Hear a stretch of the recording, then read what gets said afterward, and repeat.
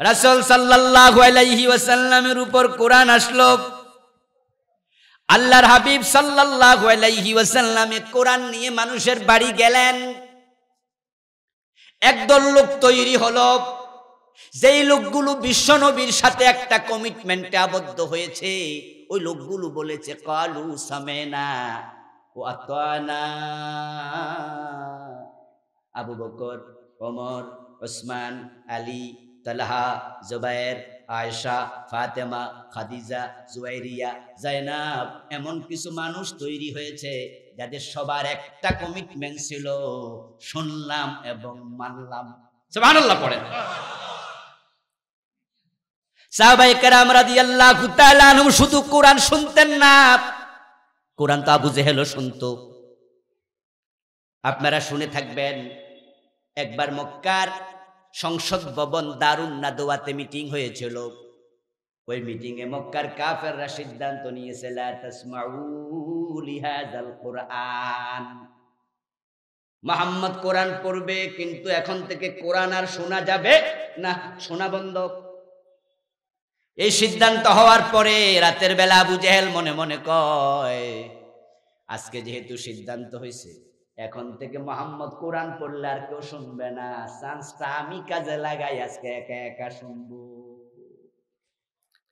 রাসূল সাল্লাল্লাহু আলাইহি ওয়াসাল্লাম রাতের বেলা কোরআন পড়ছে। আবু জেহেল রাসূলের ঘরের পিছনে যাইয়া দাঁড়ায়া দাঁড়ায়া কোরআন শুনবে এই শখ কইরা গেছে। আবু লাহাব মনে মনে কয়, আজকে আমি একা একা শুনবো। উতবা মনে মনে কয়, আজকে আমি একা একা শুনবো। সাইবা মনে মনে কয়, সিদ্ধান্ত হয়েছে আজকে কেউ শুনবে না, এই চান্স আমি কাজে লাগা, আমি একা একা শুনবো। রাসূলের ঘরের পিছনে যাইয়া দেখে সবাই হাজির। কোরআন আবু জেহেলও শুনতো, আবু লাহাবও শুনতো। এবার আপনাদের কাছ থেকে আমি উত্তর চাই, তারা কি মানতো? তাহলে শুনলে মুমিন নয়, মানা লাগবে। এখন চোর ধরে হাত কাটো, এই আইন কি বাংলাদেশের মুসলমান শুনে নাই? মানছে কয়দিন? জেনা করলে 100 বেত লাগাতে হবে, বিবাহিত হলে পাথর মারতে হবে। কোরআনে যেটা আছে এটা কি এদেশের নেতারা শুনে নাই? মানছে কয়বার? তো শোনার নাম মুমিন নাকি মানার নাম? ক্বালু সামিনা ওয়া আতানা। সব সাহাবী একটা ব্যাপারে কমিটেড ছিল, সবাই ওয়াদাবদ্ধ ছিল, আমরা কোরআন ওহী রাসূলের বক্তব্য, আল্লাহর বক্তব্য শুনবো এবং মানবো। শুনতে দেরি, মানতে দেরি করব না। এমন কিছু লোক তৈরি হলো। রাসূল সাল্লাল্লাহু আলাইহি ওয়াসাল্লাম মক্কায় 13 বছর লোক তৈরি করলেন, কিন্তু মক্কা জনসংখ্যা এই কমিটমেন্টের সাথে একত্রতা করবে এমন লোক বেশি তৈরি করতে পারলেন না। আল্লাহর ইশারা হিজরত করলেন মদিনায়। আউসের লোকেরা, খাজরাজের লোকেরা সবাই মিলে বলল, আমরাও রাজি, আপনি যা বলেন তাই শুনবো। সুবহানাল্লাহ। একদল লোক এগিয়ে আসলো মুসলমানের সাহায্য করার জন্য, তাদের নাম আনসার। একজন লোক হিজরত করে মক্কা থেকে মদিনায় গেল, তারা মুহাজির। আনসার এবং মুহাজিরের সংখ্যা দিন দিন বাড়ছে। সবাই বলে সামিনা ওয়া আতানা, শুনলাম আর মানলাম। এই কমিটমেন্টের লোক বেড়ে গেছে। কোরআনে যে আয়াত নাজিল হয় তারা শুনে, মানতে 1 সেকেন্ড দেরি আর করে না। কোরআন মানবো না এই জাতীয় মানসিকতার একজনও নাই। যে কয়জন আছে তারা কেউ কাফের, তারা কেউ মুশরিক, তারা কেউ মুনাফিক, কিন্তু কোরআন মানবো না মুমিনদের মাঝে এমন একজনও ছিল না। সবাই যখন মানা শুরু করলো, এমন ভাবে সমাজের পরিবর্তন আসলো। ওই কোরআন অন্ধকার থেকে আলোর পথে এনেছে কিভাবে? কোরআনের মাঝে আছে মিথ্যা কথা বলা যাবে না। এখন একটা মুসলমান আর মিথ্যা কথা বলে না। সামিনা ওয়া আতানা, শুনলাম আর মানলাম। কোরআনের মাঝে আছে হত্যা করা যাবে না। এখন তারা কেউ আর হত্যা করে না অন্যায় ভাবে। কোরআনে আছে চুরি করো না, তারা আর চুরি করে না। কোরআনে আছে ডাকাতি করো না, তারা আর ডাকাতি করে না। কোরআনে আছে হারাম খাইও না, তারা আর হারাম খায় না। মদ ছিল এলাকায় অ্যাভেলেবেল, ছেলে মেয়ে মা বাবা এক জায়গায় মদ পান করতো। কার বাড়িতে এক সপ্তাহ এক মাসে কত লিটার কত গ্যালন মদ পান হয় তা নিয়ে তারা কবিতা লিখতো। কিন্তু কোরআনের আয়াত নাজিল হয়েছে মদ পান করা হারাম, ইন্নামাল খামরু ওয়াল মাইসিরু ওয়াল আনসাবু ওয়াল আজলাম রিজসুম মিন আমালিশ শায়তানি ফাজতানিবু। মদ হারাম এই আয়াত নাজিল হওয়ার সাথে সাথে ইতিহাসের পাতা দেখুন, তারিখ ইসলামী পড়ুন, হাদিস পড়ুন, দেখবেন এই আয়াত যেদিন নাজিল হয়েছে সেদিন মদিনার গলিতে গলিতে মদের বন্যা বয়েছে। যার ঘরে যতটুকু মদ ছিল সবাই পাত্র উল্টা করে ঢেলে দিয়েছে। এরপরে কোন সাহাবী এক ফোঁটা মদ আর পান করে নেই। কালু সামেনা ওয়া তানা, তাদের বক্তব্য একটা ছিল, শুনলাম এবং কথা বলেন না ভাইয়েরা, আপনারও এটা বলা লাগবে, মুমিন হতে হলে এটা বলা লাগবে, শুনলাম আর। এই চিন্তা যার নাই, কোটিবার কালেমা পড়েও সে মুমিন হয় নেই। মুমিন হওয়ার জন্য কালেমা পড়া লাগে, কিন্তু কালেমা পড়লে মুমিন হওয়া যায় না। যদি কালেমা পড়লে মুমিন হওয়া যেত, আব্দুল্লাহ ইবনে উবাই বিশ্ব নবীর হাতে কালেমা পড়েছিল, কিন্তু সে মুমিন হতে পারে নেই। এ কোরআন মাজিদ যখন বাংলা ভাষায় অনুবাদ করেছে গিরিশচন্দ্র সেন, লা ইলাহা ইল্লাল্লাহ কালেমা কি পড়া লাগে নাই, লেখা লাগে নাই, বলা লাগে নাই, গবেষণা করে নাই, কিন্তু মুমিন হয়েছে নাকি? কারণ মানার চিন্তা ছিল না। আরে ভাই, কালেমা পড়লে যদি মুমিন হয়, বাংলাদেশের হিন্দুরা তো কালেমা জানে। কত হিন্দু আছে লা ইলাহা ইল্লাল্লাহু মুহাম্মাদুর রাসূলুল্লাহ মক্তবের পাশ দিয়ে আইতে যাইতে শুনতে শুনতে সূরা ফাতিহা মুখস্থ পারে এমন হিন্দুও আছে। কালেমা মানার চিন্তা ছাড়া মুমিন হওয়া যাবে না।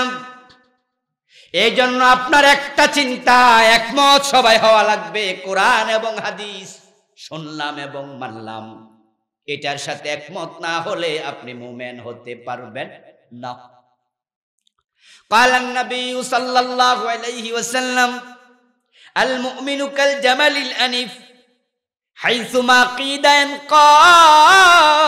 প্রিয় নবী বলেন, মুমিন যে হবে সে তো হবে ওই ওটের মতো, যে ওটের নাকের ভিতরে মালিক রশি ঢুকাইয়া দিছে। এখন ওই ওটটা স্বাধীন না পরাধীন? মন মতো চলে না, মালিকের টান মতো। মালিক টানে যেদিকে কদম দেবে সেদিকে, উল্টা পাল্টা করলে নাক ছিঁড়ে যাবে। কালেমা পড়ার পরে আল্লাহ এবং রাসূল যা বলবে তুমি মানতে সে ওটের মতো বাধ্য থাকবা, উল্টা পাল্টা করলে তোমার ঈমান ছিঁড়ে যাবে। সহিহ মুসলিমের সে কালান নবী সাল্লাল্লাহু আলাইহি ওয়াসাল্লাম ইসবিহুর রাজুলু মুমিনা ফায়ুমসি কাফিরা। এমন একটা জামানা আসবে যেই জামানার মানুষগুলো সকাল বেলায় মুমিন থাকবে, সন্ধ্যা বেলায় কাফের হয়ে যাবে। ওই যে সামেনা ওয়া তানার মাঝে থাকবে না, শুধু শুনতে রাজি মানতে রাজি হবে না। এই দেশে শীতকালে যত মাহফিল হয়, যত শ্রোতা হয়, যত মানুষ কোরআনের তেলাওয়াত রমজান মাসে শোনে, যত মুসল্লি তারাবি পড়ে, যদি তারা কোরআন মানতে রাজি হয়ে যেত, এই দেশে আল্লাহর আইন কায়েম হতে 6 মাসও লাগতো না।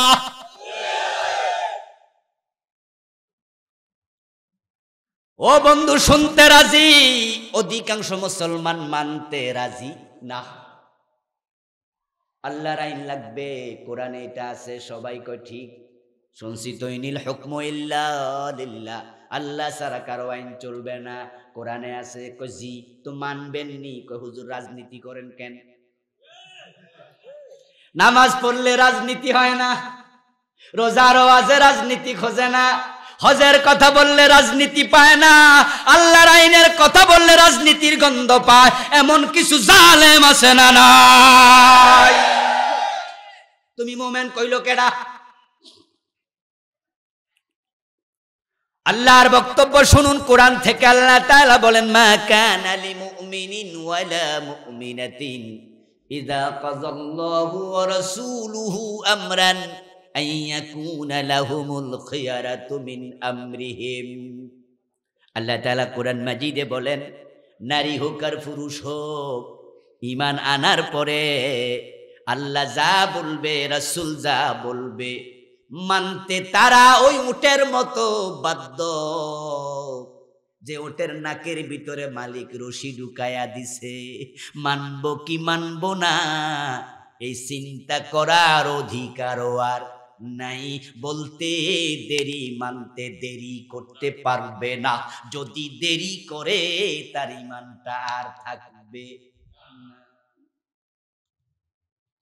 ঈমান আনতে সময় লাগে 15-20 সেকেন্ড, ঈমান যেতে সময় লাগে 1-2 সেকেন্ড।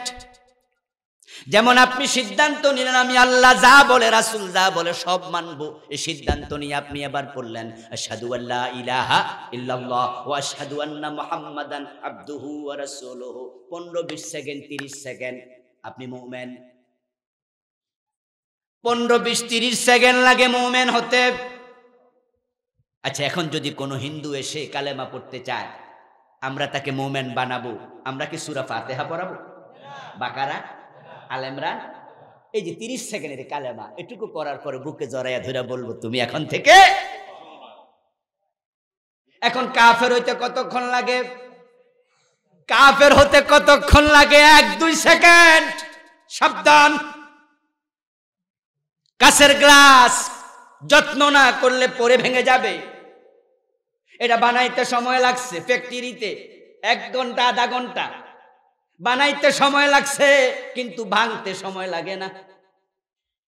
যেমন ধরুন বন্ধু, আপনাদেরকে আমি বললাম, এ ভাইয়েরা নামাজ মানেন? আপনারা বলেন জি। রোজা মানেন? জি। হজ মানেন? জি। সব মানেন। বিশ্ব নবী মুহাম্মদ সাল্লাল্লাহু আলাইহি ওয়াসাল্লাম আল্লাহর বড় নবী মানেন? বলে জি। বড় রাসূল? জি। শেষ নবী মানেননি? যদি কই না, সে মুমিন না কাফের? তো কাফের হইতে কতক্ষণ লাগলো? 1 সেকেন্ড। এই কোরআনে যত মেসেজ আছে, একটার সাথেও না বলার অধিকার আপনার নেই। বিসমিল্লাহর বা থেকে মিনাল জিন্নাতি ওয়ান নাসের সিন পর্যন্ত আল্লাহ যত মেসেজ দিছে, ক্বালু সামি'না ওয়া আতা'না।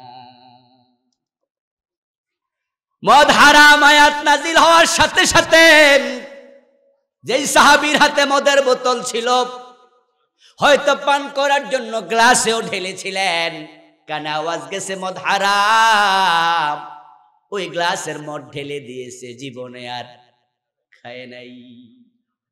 এমনও পাওয়া যায় কোন সাহাবী ওই টাইমে মদ পান করছিলেন, মুখে মদ ছিল, এখনো ঢুক গিলে নাই। যখন কানে আওয়াজ গেছে মদ হারাম, সাথে সাথে মুখেরটা ফেলে দিয়েছে, আর গিলে নাই। কেউ কেউ গলার ভিতরে আঙ্গুল দিয়া বমি করে পেটেরটাও বের করেছে।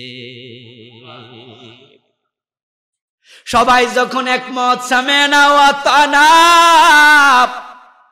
এবার আওয়াজ করে বলুন তো ওই সমাজে কি চুরি থাকতে পারে? আওয়াজ করে বলুন ডাকাতি হতে পারে, রাহাজানি হতে পারে, কেউ পরের হক দখল করতে পারে, কেউ কাউকে ঠকাতে পারে, কেউ মিথ্যা বলতে পারে। এমন সমাজ হয়ে গেল। ওই জাহেলিয়াত এখন আর নাই, এখন 180 ডিগ্রি উল্টা।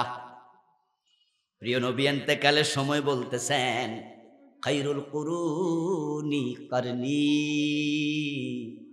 ও দুনিয়ার মানুষ, তোমরা সবাই মিলে আমার যুগের নাম দিয়েছো জাহেলিয়াতের যুগ।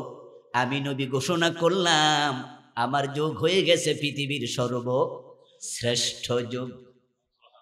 এমন যুগ হয়েছে পরিবর্তন হইয়া এ জাতীয় শ্রেষ্ঠ যুগ পৃথিবী কোনোদিন দেখেনি, কোনোদিন দেখার সম্ভাবনাও আর নাই।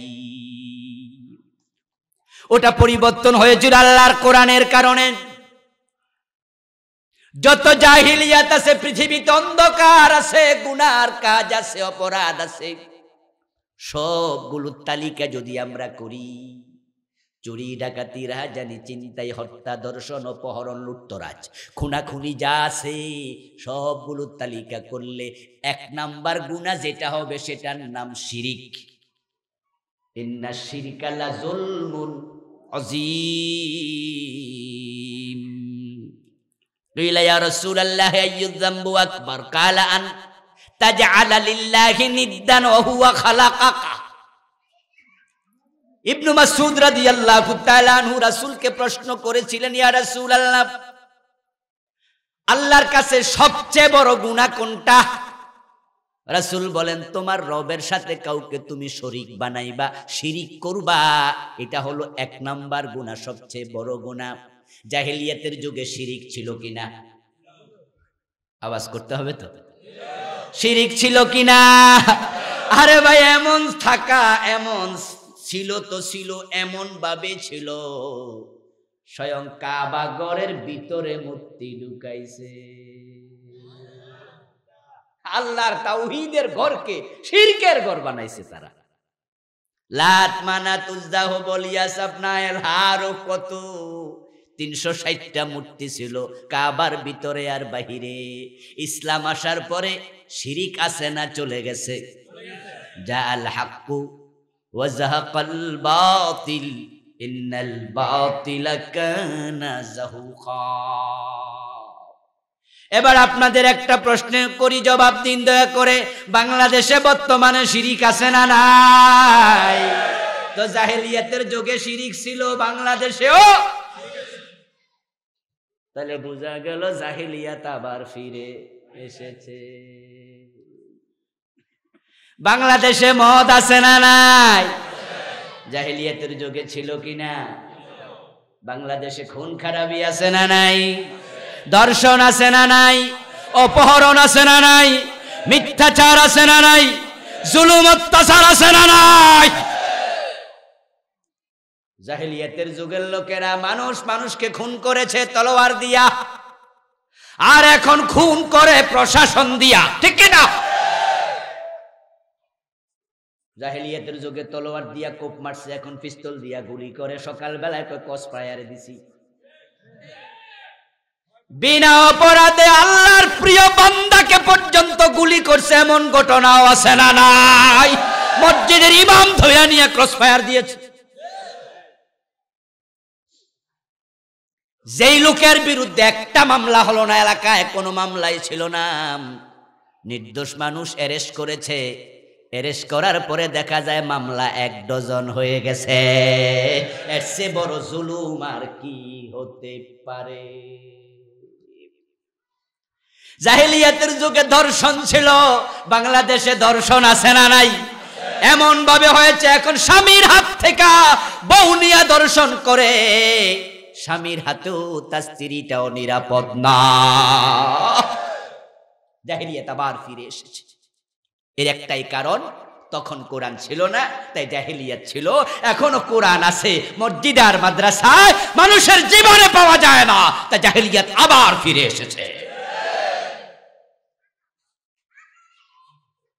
এখন টুপিওয়ালা মুশরিক আছে, দাড়িওয়ালা কাফের আছে, নামাজি ফাসিক আছে, অভাব নাই।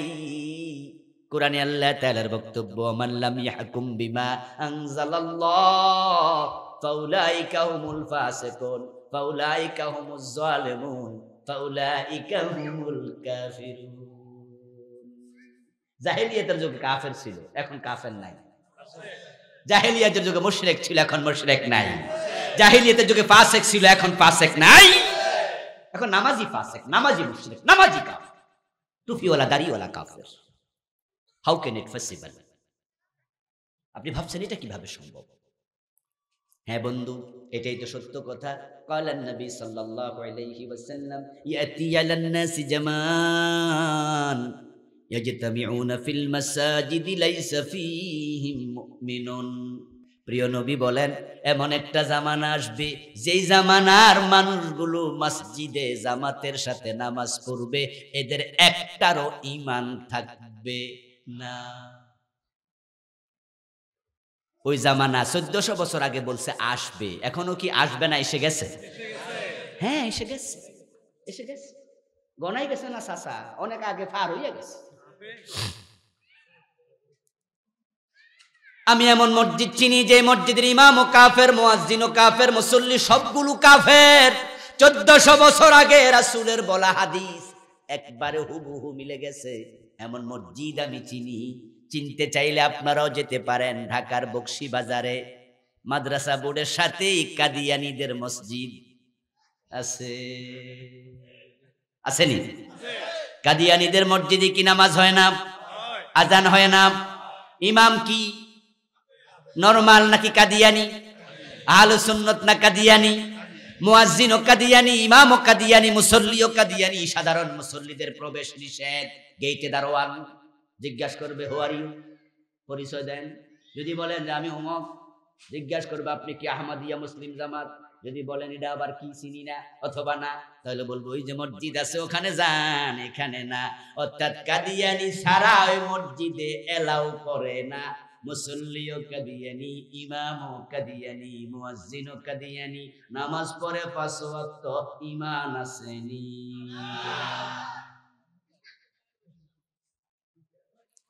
আমার ভাইয়ারা, বিশ্বনবীকে শেষ নবী মানে না, ঠিক না? ওরা কয় গোলাম আহমদ কাদিয়ানো নাকি নবী? নাউযুবিল্লাহ। কাদিয়ানি কোরআন মাজিদের একটা মেসেজ অস্বীকার করলো, একটা মেসেজ, খাতামান নবিয়্যিন, বিশ্ব নবী, শেষ নবী। এখন বন্ধু তারা কাফের হয়ে গেল। এখন আল্লাহ কই চোর ধরে হাত কাটো, এই মেসেজ আপনারা অনেকে মানেন না। আল্লাহ কই জেনা করলে 100 বেত লাগাও, বিবাহিত হলে পাথর মারো, ডাকাতি করলে সুরে চড়াও। আল্লাহ কই চুরি করলে হাত কেটে দাও, রাসূল কই মদ পান করলে 80 বেত লাগাও। আল্লাহ কই জমিন যার আইন চলবে শুধুই তার। ডজন ডজন মেসেজ আপনি বাদ দিলেন, কাদিয়ানি একটা বাদ দিয়া কাফের। আমনেরে মোমেন কইল কে?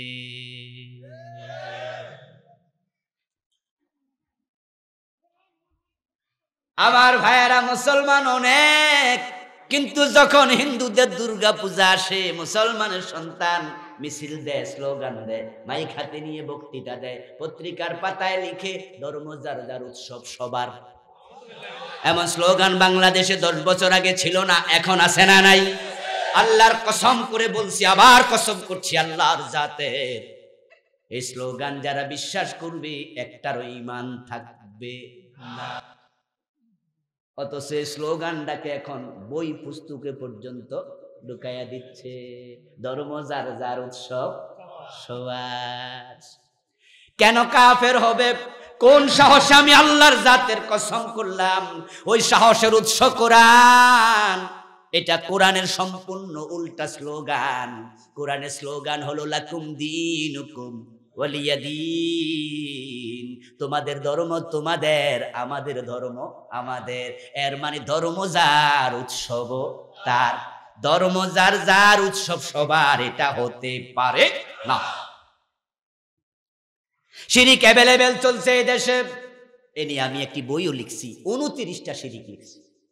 যদি আজকে আমি বইটা আপনাদেরকে দিতে পারবো না, আমি অনেক দূরে একটি মাহফিলে চলে যাব, না হয় আমার গাড়িতে ছিল প্রচলিত শিরিক ও তা থেকে বাঁচার উপায়। 29টা লিখছি।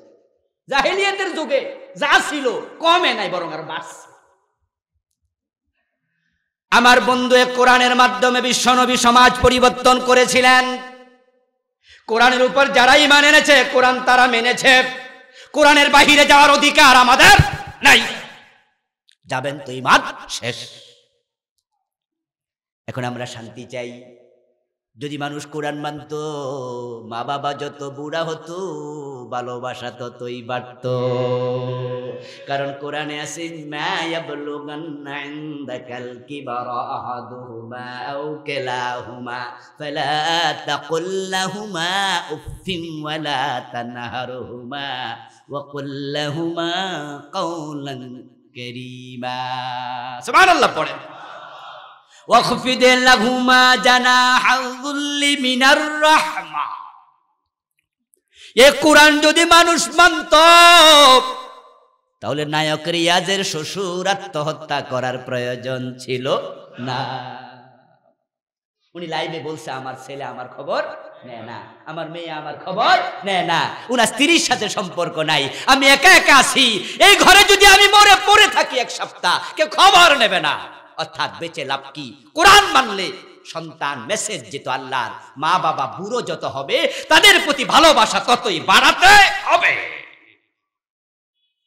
কোরআন মানে না, না মানার কারণে ওই কোরআনবিহীন কোরআন বিমুখ মানুষগুলো মা বাবা বুড়া হয়, বুড়া মা বাবাকে বৃদ্ধাশ্রমে দিয়ে দেয়, এমন জালেম আছে না নাই? ওয়াকফিদ লাহুমা জানাহা যুল্লি মিনার রাহমা। কোরআনে আল্লাহ বলে মা বাবা বুড়ো হলে সম্মান বাড়ায়া দাও, নিজেদের বাহুটাকে একবার কোমল করে রহমতের বাহু তাদের পিছনে দিয়ে দাও, তাদের নিচে দিয়ে দাও, ঝুলাইয়া দাও, বাড়ায়া দাও। ওয়াকুর রব্বির হামহুমা কামা রব্বায়ানি সাগীরা, এ দোয়া করতে থাকো। কোরআন মানলে সুদ থাকতো না, কোরআন মানলে ঘোষ থাকতো না, কোরআন মানলে জুলুম থাকতো না। এখন যে জাহেলিয়াত চলছে নতুন করে, তা থেকে বের হয়ে আসতে হলে আল্লাহর কোরআনের কাছে আবার ফিরে যাওয়া দরকার আছে না নাই? যেতেই হবে। তুমি যাবে না, তোমার কপাল শেষ। ঢাকার ভিতরে বাহিরে এখন বৃদ্ধাশ্রমের সংখ্যা 30-এর বেশি। আজ থেকে 20 বছর 25 বছর আগে ছিল না। কয়েকদিনে গাজীপুর একটি মাহফিল করেছি, ওই মাহফিলে বর্তমান সরকারি দলের একজন নেতা মেহমান হিসাবে বক্তৃতা দিলেন। তিনি বললেন যে আমি মাওনা চৌরাস্তার পাশে একটি বৃদ্ধাশ্রম দেখতে গিয়েছি কয়েকদিন আগে, গিয়ে সেখানে দেখি 400-র মতো বুড়া মানুষ আছে। আমি তাদের সাথে দেখা করলাম অনেকের সাথেই, সেখানে আমি দেখেছি যে এমন বুড়া মানুষ আছে কথা বলার পরে বলে আমার ছেলে ডাক্তার, কেউ বলে ইঞ্জিনিয়ার, কেউ বলে প্রফেসর, কিন্তু আমাদেরকে এখন আর দেখে না, রেখে গেছে। উনি বললেন যে আসলে আমি সেখানে কোনো আলেমের মা বাবা পাই নাই। আলহামদুলিল্লাহ পড়ে। কোনো আলেম তার মা বাবাকে বৃদ্ধাশ্রমে রেখে আসে নাই। এর কারণ আলেমের সাথে কোরআনের সম্পর্ক আছে না নেই? যদি আমরা ভালোবাসা চাই সন্তানকে ভালোবাসতে চাই, ভালো মানুষ হতে চাই, সেরা মানুষ হয়ে মরতে চাই, আল্লাহর কোরআনকে নিজের জীবনের সাথে সম্পৃক্ত করতেই হবে। যারা কোরআন পড়তে পারেন না পড়বেন, অর্থ জানেন না জানবেন, ব্যাখ্যা জানেন না জানবেন, বিশুদ্ধ কোরআন পড়বেন, কোরআন থেকে জীবনটাকে কোরআনের রঙে রাঙাবেন, সন্তানকে শিখাবেন, এমন একটা সন্তান রেখে যাবেন। অবশ্যই অবশ্যই 3টা 4টা 5টা ছেলে আছে অথবা একটা আছে, সেটা যেন এমন হয় আপনি মরলে আপনার জানাজার ইমাম হবে। এটা সম্ভব, অসম্ভব কিছু নয়। আপনি উদ্যোগ নেন। আমার বাবা উদ্যোগ না নিলে আমি কামেল পাশ হতাম না, আপনাদের সামনে বসতাম না। আমাকে যদি মেডিকেলে পড়াতো আমি ডাক্তার হতাম, আমাকে ইঞ্জিনিয়ারিং পড়ালে আমি ইঞ্জিনিয়ার হতাম, আমাকে এই লাইনে পড়াইছে আমি আলেম হয়েছি। তা আপনি কেন পারবেন না? চাইলেও আপনিও। আর এখন তো আলহামদুলিল্লাহ আলিম পাশ করার পরে আপনার ছেলে ডাক্তারও হতে পারবে, আলিমের পর ইঞ্জিনিয়ার হতে পারবে। ঢাকা ইউনিভার্সিটিতে খ বিভাগে ফার্স্ট হয়েছে ভর্তি পরীক্ষা, দারুন নাজাতের সাথে, মিল্লাতের সাথে, এগুলো প্রফেসর হবে, কোনো অসুবিধা নাই। কিন্তু আলিম পর্যন্ত মাদ্রাসায় পড়ার কারণে ওই প্রফেসর আবার বাবার জানাজার ইমাম হতে